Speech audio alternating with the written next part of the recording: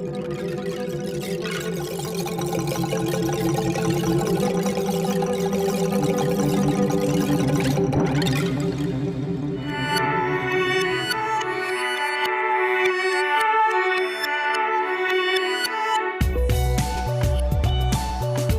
an organization, we actually track Canada's place in the world, and we track the values of Canadians versus the values of Americans.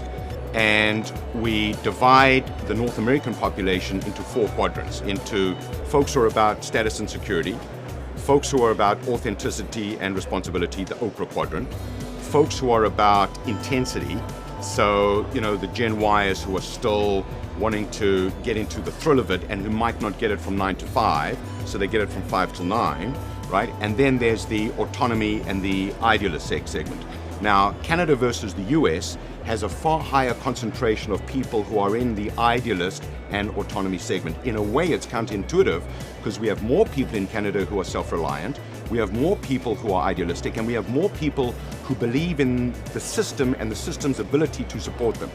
If there's one difference between America and Canada over the last 3 years, is that the system in America cracked in many respects and is still wavering.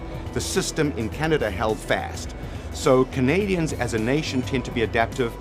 Canada is very much a microcosm of what the world wants to be. And I would reiterate the words of Indigo when they say the world needs more Canada. Now, Canada also happens to be amongst the most wired nations in the world.